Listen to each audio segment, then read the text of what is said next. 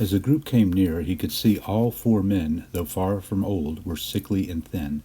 This observation brought a sinking to his heart, for he knew the men's condition would only further provoke his companion's savagery.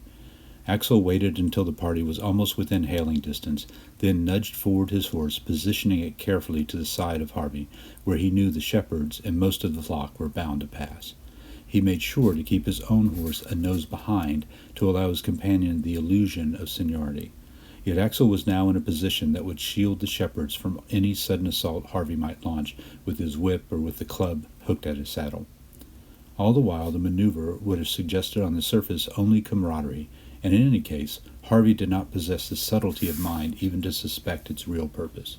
Indeed, Axel recalled his companion nodding absent-mindedly as he drew up, before turning back to stare moodily across the moor. Axel had been especially anxious on behalf of the approaching shepherds because of something that had occurred a few days earlier in a Saxon village. It had been a sunny morning, and on that occasion Axel had been as startled as any of the villagers.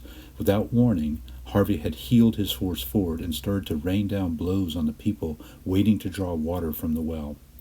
Had Harvey used his whip or his club on that occasion?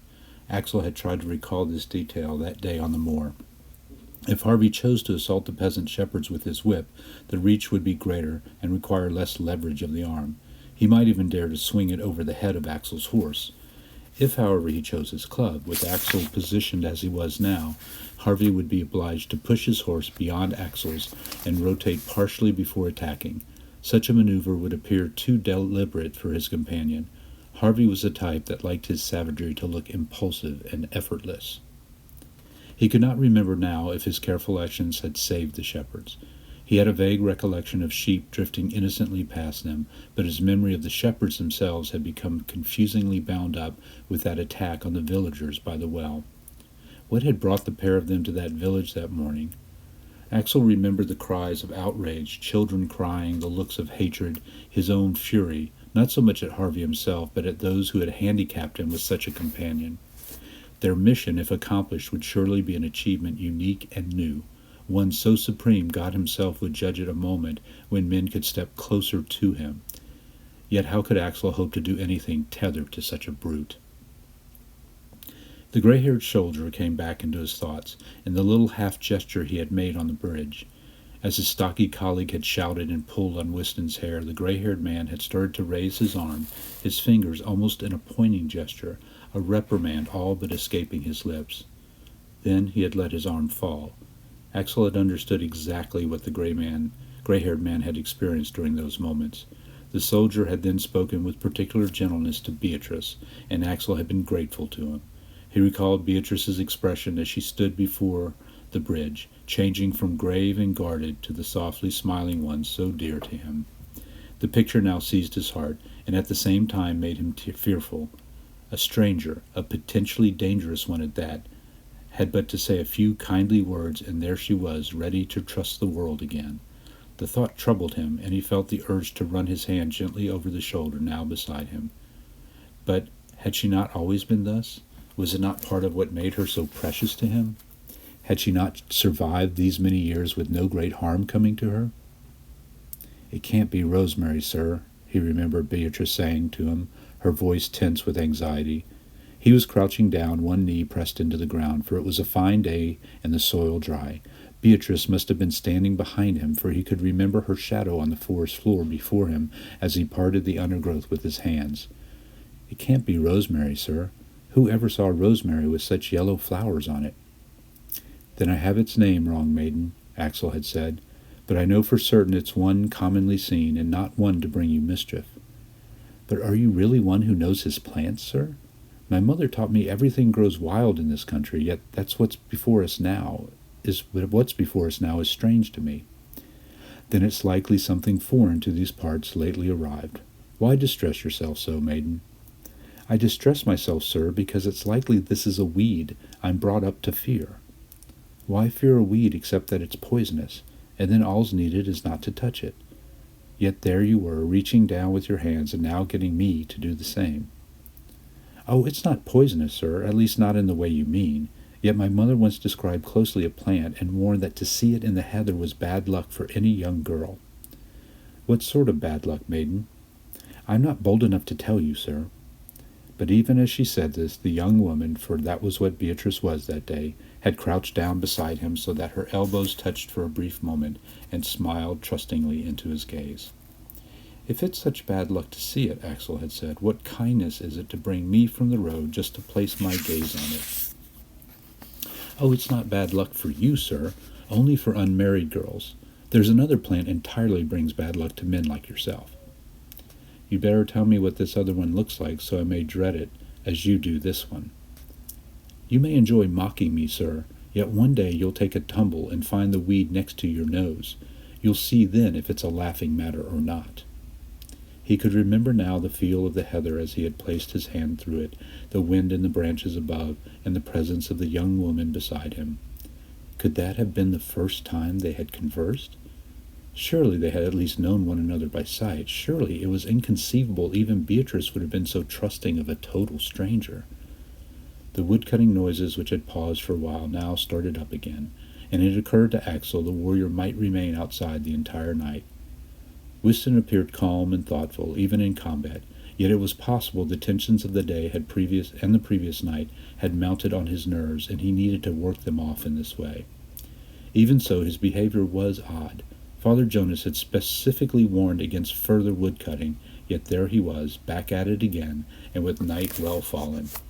Earlier, when they had first arrived, it had seemed a simple courtesy on the warrior's part, and at that point, as Axel had discovered, Wystan had had his own reasons for cutting wood. The woodshed is well positioned, the warrior had explained. The boy and I were able to keep good watch on the comings and goings while we worked.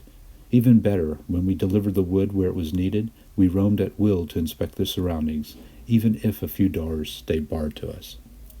The two of them had been talking up by the high monastery wall, overlooking the surrounding forest. The monks had long gone into their meeting by then, and a hush had fallen over the grounds. Several moments before, Beatrice dozing in the chamber, Axel had wandered out under this late afternoon sun and climbed the worn steps to where Wystan was looking down on the dense foliage below. "But why go to such trouble, Master Wystan?" Axel had asked. "Can it be you're suspicious of these good monks here?" The warrior, a hand raised to shield his eyes, said, "When we were climbing that path earlier, I wanted nothing but to curl in a corner, adrift in my dreams. Yet now we're here, I can't keep away the feeling that this place holds dangers for us."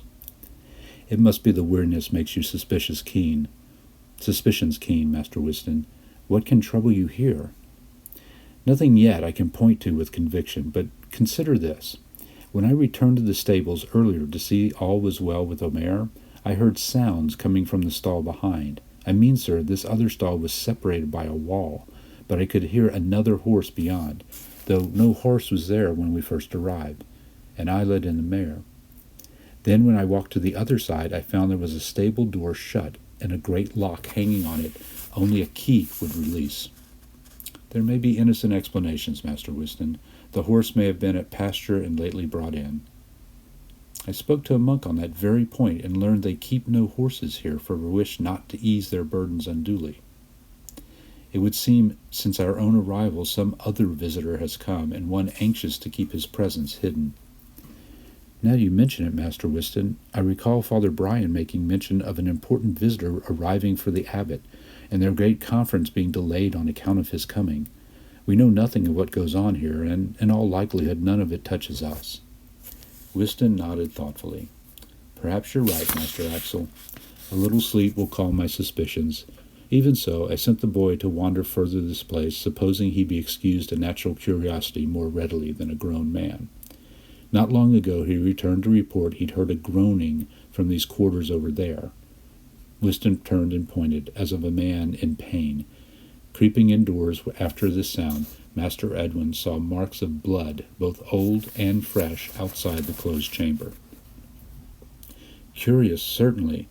Yet there'd be no mystery in a monk meeting some unfortunate accident, perhaps tripping on these very stones." "I concede, sir, I've no hard reason to suppose anything amiss here. Perhaps it's a warrior's instinct makes me wish my sword was back in my belt, and I was done pretending to be a farm boy. Or maybe my fears derive simply from what these walls whisper to me of days gone by." "What can you mean, sir?"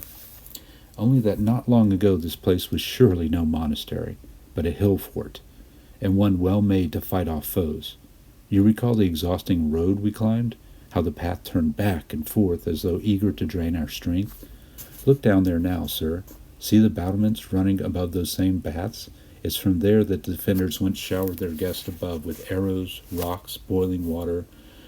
It would have been a feat merely to reach the gate. I see it. It can't have been an easy climb. Further, Master Axel, I'd wager that this fort was once in Saxon hands, for I see about it many signs of my kin, perhaps invisible to you. Look there. Whiston pointed down to a cobbled yard below, hemmed by walls. I fancy just there stood a second gate, much stronger than the first, yet hidden to invaders climbing the road. They saw only the first and strained to storm it, but that gate would have been what the Saxons called a water gate, after those barriers that control a river's flow. Through this water gate would be let past, quite deliberately, a measured number of the enemy. Then the water gate would close on those following. Now those isolated between the two gates, in that space just there, would find themselves outnumbered, and once again attacked from above. They would be slaughtered before the next group let through. You see how it works, sir? This is today a place of peace and prayer, yet you needn't gaze so deep to find blood and terror. You read it well, Master Whiston, and I shudder at what you show me. I'd wager, too, there were Saxon families here, fled from far and wide, seeking protection in this fort. Women, children, wounded, old, sick. See over there the yard where the monks gathered earlier? All but the weakest would have come out and stood there, all the better to witness the invaders squeal like trapped mice between the two gates. That I can't believe, sir. They would surely have hidden themselves below and prayed for deliverance. Only the most cowardly of them. Most would have stood there in that yard, or even come up here where we now stand, happy to risk an arrow or spear to enjoy the agonies below. Axel shook his head. Surely the sort of people you speak of would take no pleasure in bloodshed, even of the enemy. On the contrary, sir, I speak of people at the end of a brutal road, having seen their children and kin mutilated and ravished. They've reached this, their sanctuary, only after long torment, death chasing at their heels, and now comes an invading army of overwhelming size. The fort may hold several days, perhaps even a week or two, but they know in the end they will face their own slaughter. They know the infants they circle in their arms will before long be bloodied toys kicked about these cobbles. They know because they've seen it already, from whence they fled. They've seen the enemy burn and cut, take turns to rape young girls, even as they lie dying of their wounds.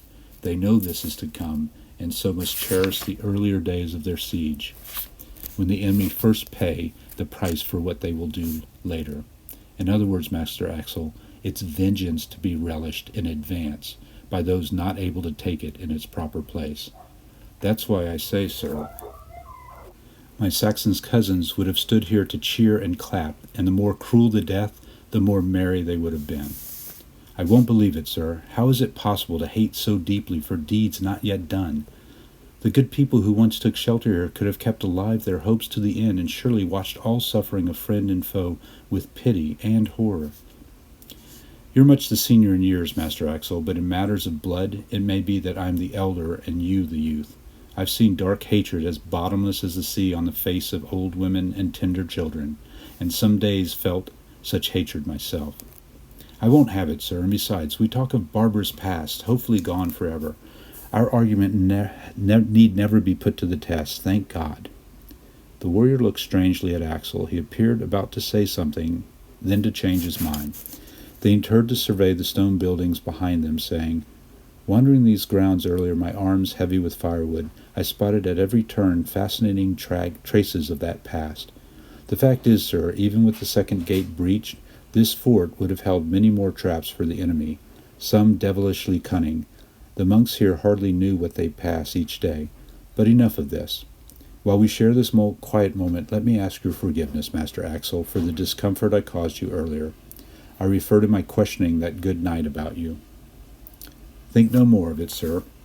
There's no offense, even if you did surprise me and my wife also. You mistook me for another. It's an easy error. I thank you for your understanding. I took you for one whose face I can never forget, even though I was a small boy when I saw it last." "In the West Country, then?" That's right, sir. In the time before I was taken, the man I speak was no warrior, yet wore a sword and rode a fine stallion. He came often to our village, and to us boys who knew only farmers and boatmen, he was a thing of wonder. Yes, I see how he might be. I recall we followed him all about the village, though always at a shy distance. Some days he'd move with urgency, talking with the elders or calling a crowd to gather on the square. Other days he'd wander at leisure, talking to no one, and all as if to pass the day. He knew little of our tongue, but our village being on the river, the boats coming and going, many spoke his language, so he never lacked for companions. He'd sometimes turn to us with a smile, but we being young would scatter and hide. And was it in this village you learnt our tongue so well? No, that came later, when I was taken. Taken, Master Whiston? I was taken from that village by soldiers and trained from a tender age to be the warrior I am today. It was Britons took me, so I soon learned to speak and fight in their manner. It's long ago, and things take strange shape in the mind. When I first saw you today in that village, perhaps a trick of the morning light, I felt I was that boy again, shyly peeking at that great man with his flowing cloak, moving through our village like a lion amongst pigs and cows. I fancy it was a small corner of your smile or something about your way of greeting a stranger, head bowed a little. Yet now I see I was mistaken, since you could not have been that man. No more of this. How is your good wife, sir? Not exhausted, I hope. She's recovered her breath well, I thank you for asking, though I've told her to rest further now. We're forced in any case to wait till the monks return from their meetings with the abbot and give us permission to visit the wise physician Jonas. A resolute lady, sir. I admire how she made her way here, giving no complaint. Ah, here's the boy back again.